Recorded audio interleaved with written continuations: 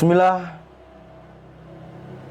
Alhamdulillah, wassalatu wassalamu ala rasulillah wa ala alihi wa ashabihi wa man tabi'ahum bi ihsanin ila yaumil qiyamah. Asyhadu an la ilaha illallah wa asyhadu anna Muhammadan abduhu wa rasuluhu, amma ba'du.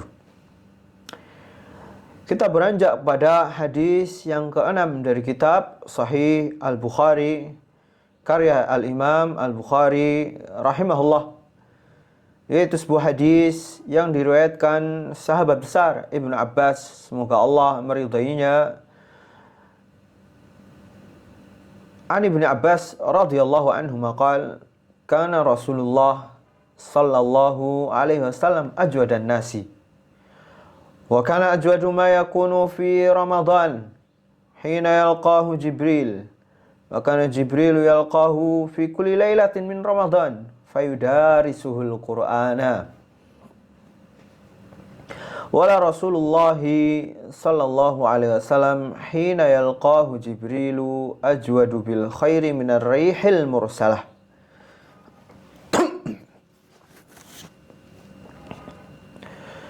Dari Ibnu Abbas radhiyallahu anhuma, beliau berkata, Rasulullah sallallahu alaihi wasallam adalah manusia yang paling dermawan. Beliau lebih dermawan lagi di bulan Ramadan ketika Jibril menemuinya. Jibril menemuinya setiap Ramadan, yaitu di setiap malam bulan Ramadan. Lalu fayudarisuhul Quran, mengajarkan Al-Quran kepada Nabi Muhammad sallallahu alaihi wasallam. Sungguh Rasulullah sallallahu alaihi wasallam ketika bertemu dengan Jibril lebih dermawan dalam kebaikan daripada angin yang berhembus. Di antara yang harus kita perhatikan dalam lafadz hadis, inilah pentingnya memahami bahasa Arab dalam hadis, terutama di makna fayudarisuhul Quran. Dari kata darasa yudarisu, bukan membaca. Lafadznya sekali lagi bukan membaca, tapi saling mengulang, saling menyimak, saling memperbaiki, saling mengajarkan isi Al-Quran. Dari sinilah para ulama mengambil sunnah mendirikan madrasah Al-Quran, sekolah Al-Quran yang mempelajari Al-Quran, terlebih khusus di bulan Ramadan, bukan hanya sekedar membaca. Kemudian makna dermawan dijelaskan oleh Ibnu Hajar rahimahullah, yaitu di Fathul Bari. Beliau menjelaskan lebih dermawan dalam kebaikan yang dimaksud yaitu bukan hanya harta. Dermawan juga mencakup ilmu, dakwah, akhlak, bantuan, ibadah, waktu, dan tenaga. Maka dari itu dermawan luas maknanya. Ajwada atau ajwadu maknanya lebih luas daripada sekedar menginfakkan harta. Kemudian kenapa disebut atau diperumpamakan sebagai rih al-mursalah, angin yang berhembus? Nabi sallallahu alaihi wasallam lebih dermawan daripada angin yang berhembus, karena angin ini sifatnya cepat, sifatnya menjangkau semua tempat. Itulah fungsi dari lafadz ajwada. Ajwada bukan cuma mencakup harta, akan tapi cakupannya lebih luas, cakupannya lebih banyak, cepat, dan mencakup banyak hal atau banyak tempat. Itulah sifat dari angin al-mursalah. Tidak pilih-pilih, berhembus ke siapapun.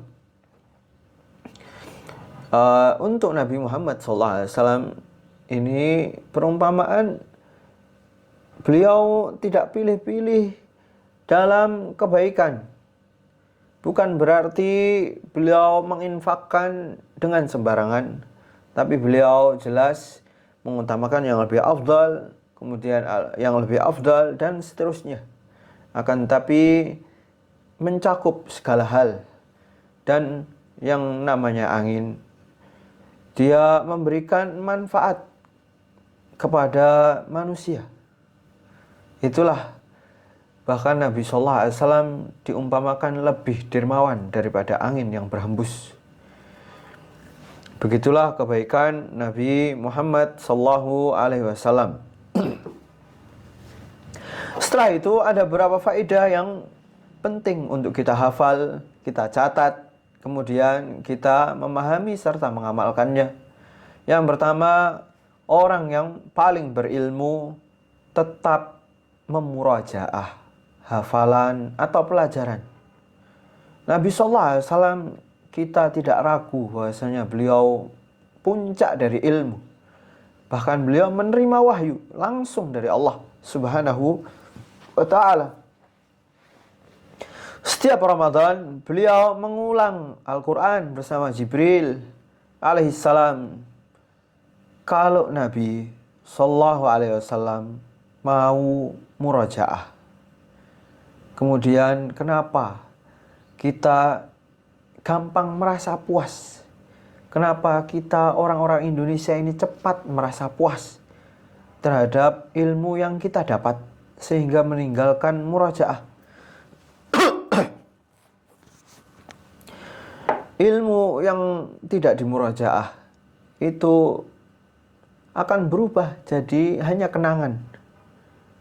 Kuntu hafidul Quran, kuntu hafidul hadis. Dulu saya pernah hafal Quran, sekarang udah gak ada. Dulu saya pernah hafal hadis, sekarang udah gak ada. Hanya cerita, hanya pengalaman, bukan ilmu yang menetap dalam hati, yang menghasilkan amal. Seorang penuntut ilmu yang jujur, dia sangat suka untuk mengulang-ulang pelajaran. Bahkan semakin tinggi ilmu seseorang, dia akan mengulang pelajarannya. Meyakini bahwasannya murajaah lebih utama daripada menambah. Mempertahankan apa yang kita miliki lebih mulia atau lebih afdal daripada kita mencari yang lain. Ibarat buruan, kita memburu rusa, kemudian kita tidak mengikatnya, kita melepaskannya hanya untuk agar bisa berburu rusa yang lain. Nah, ini termasuk kejahilan. Kemudian yang kedua, semakin tinggi ilmu seseorang, ingat ini faedah yang kedua. Semakin tinggi ilmu seseorang, semakin banyak dia mengulang dasar-dasar dari ilmu.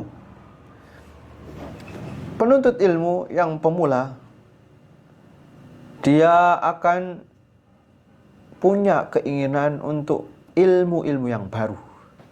Berbeda dengan ulama, justru sangat fokus pada dasar, yaitu Al-Quran dan Sunnah. Seringkali justru mengulang-ulang Al-Quran dan Sunnah. Hari ini banyak orang yang bangga mengatakan, saya sudah selesai hafal Al-Quran, saya sudah pernah baca Sahih Bukhari. Padahal yang penting itu bukan sudah selesai, tetapi apakah masih ada di dalam hati kita? Apakah kita masih menghafalkannya? Dan hal itu hanya terjadi apabila kita sering memurajaahnya. Kemudian faedah yang ketiga, Ramadan adalah bulan Al-Quran, bukan bulan makanan, bukan bulan bersenang-senang, Justru bulan Ramadan bulan amal, bukan bulan kesenangan. Malaikat Jibril tidak datang membawa yaitu berita negara lain atau makanan yang banyak, mungkin iftar yang banyak, atau tidak membawa berita tentang sejarah atau gimana cara meningkatkan ekonomi masyarakat. Akan tetapi yang dibawa oleh Jibril pengulangan terhadap Al-Quran.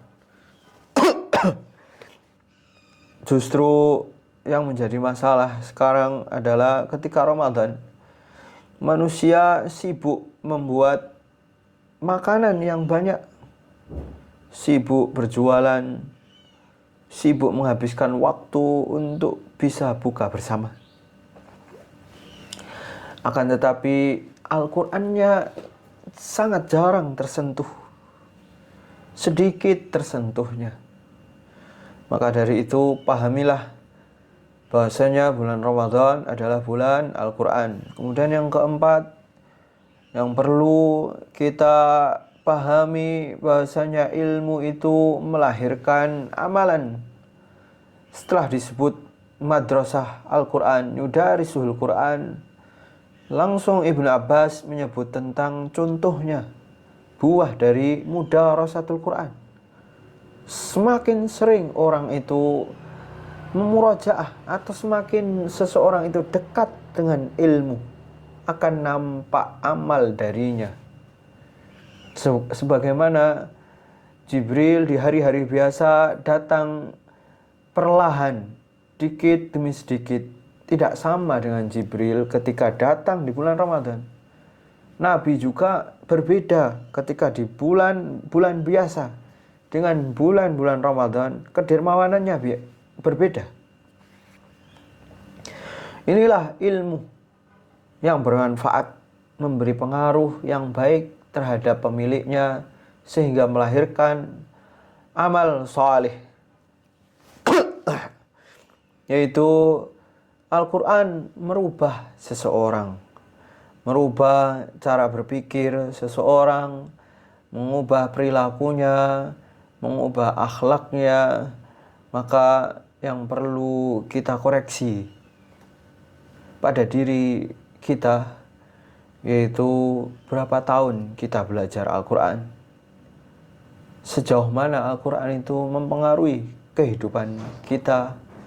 Maka hendaknya seseorang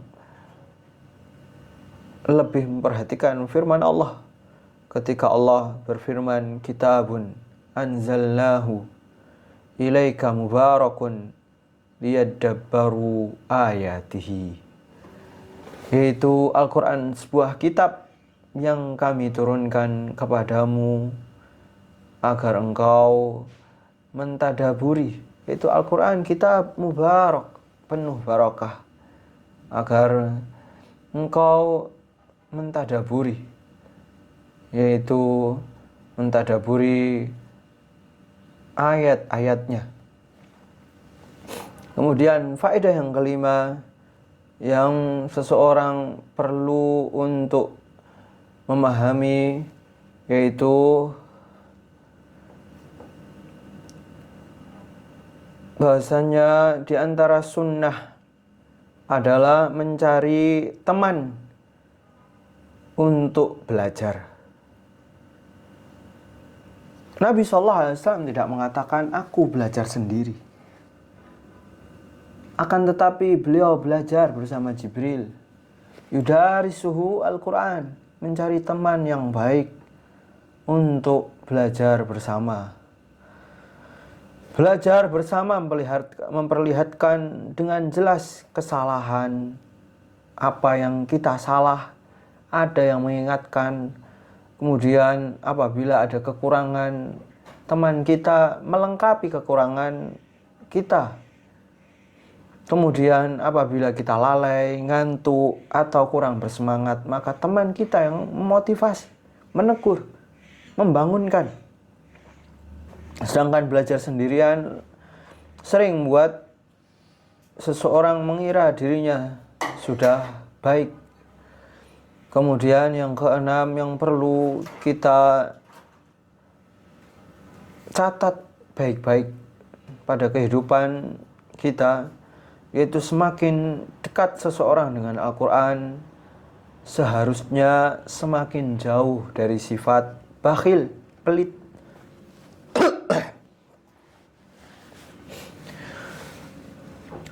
Dalam hadis ini ada hubungan yang menarik, yaitu tentang mudarasatul Quran dan sifat dermawan. Karena Al-Quran jelas mencabut akar dari kebakhilan pada diri kita, mencabut kecintaan kita terhadap dunia, menghilangkan dari kita takut miskin, kemudian lebih mengingatkan kita tentang akhirat sehingga kita tidak terlena, tidak banyak keinginan pada kehidupan dunia ini. Kita mengingat bahwasanya dunia hanya wasilah sebagai perantara untuk sekedar mengantarkan atau menjadikan kita kuat dalam beribadah. Kemudian faedah yang ketujuh, waktu terbaik memperbanyak ilmu adalah malam hari. Dalam hadis ini Jibril mendatangi Nabi SAW setiap malam bulan Ramadan. Waktu malam, waktu yang lebih tenang daripada waktu-waktu yang lain. Gangguannya lebih sedikit, hati lebih hadir. Kemudian kita juga tahu bahwasanya banyak para salaf yang memurajaah ilmu-ilmu mereka di waktu malam.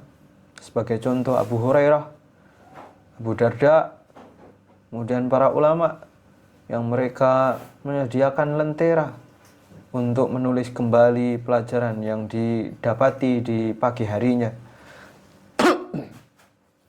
Maka untuk penutupan, tidak lupa atau jangan sampai kita lupa bahwasanya bulan Ramadan adalah bulan untuk mengulang apa yang kita dapatkan di bulan-bulan yang lain, bukan cuma menambah dan terus menambah tanpa pengulangan. Kemudian pentingnya kita memiliki teman untuk mudzakarah, untuk saling murajaah, saling mengajar satu sama lain, saling menyimak, mengoreksi, memberi faedah. Dan hendaknya ilmu-ilmu itu bisa merubah diri kita. Dan tidak lupa sisihkan waktu untuk Al-Quran. Dan terakhir, bertambahnya ilmu seharusnya mendekatkan seseorang kepada Allah. Apabila seseorang dekat dengan Allah, maka amalannya akan menjadi lebih banyak dan lebih bermanfaat bagi manusia. Barakallahu fikum, subhanakallahumma wa bihamdika, asyhadu an la ilaha illa anta, astaghfiruka wa atubu ilaik.